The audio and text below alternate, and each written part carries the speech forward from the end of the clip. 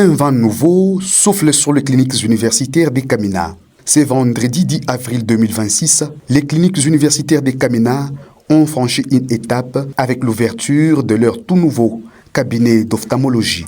La cérémonie a été présidée par le recteur de l'université des Kamina, le professeur ordinaire Fineyumba Musso Yabanza, en présence de nombreuses personnalités du monde académique et médical.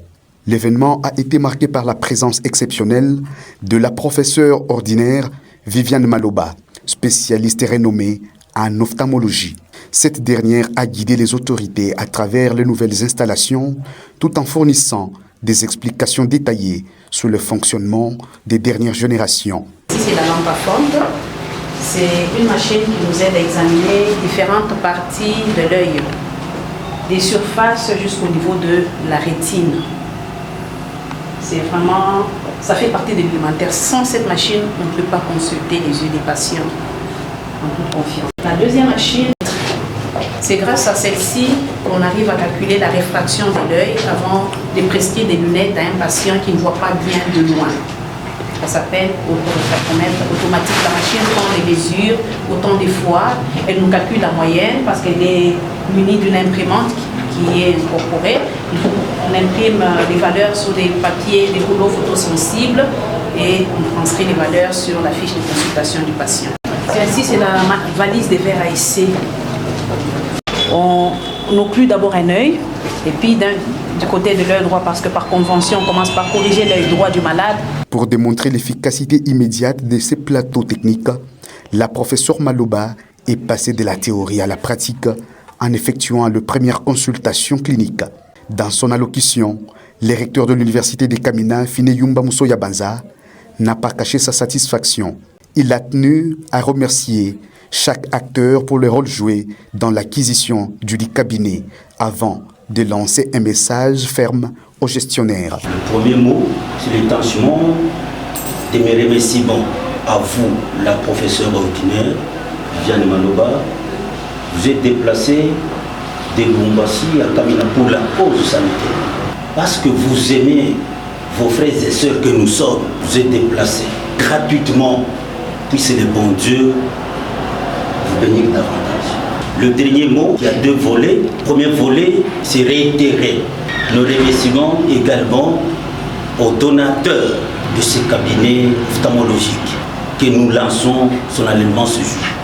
Et le dernier volet, une adresse éthique aux utilisateurs, aux animateurs, aux occupants de ce cabinet. Nous, étant néophytes, par l'observation gratuite, nous nous rendons compte que ces machines exigent de la conscience, de l'escience, de la souplesse dans l'usage. Les machines sont très coûteuses. Je sais de quoi est-ce que je parle. Il me revient de solliciter votre sens de responsabilité pour que ces dons très coûteux soient utilisés en responsable. Mais c'est ces félicitations à nous tous qui avons participé au lancement officiel. Encore une fois, que Dieu bénisse les héros de l'université des Kamina. Nous avons dit.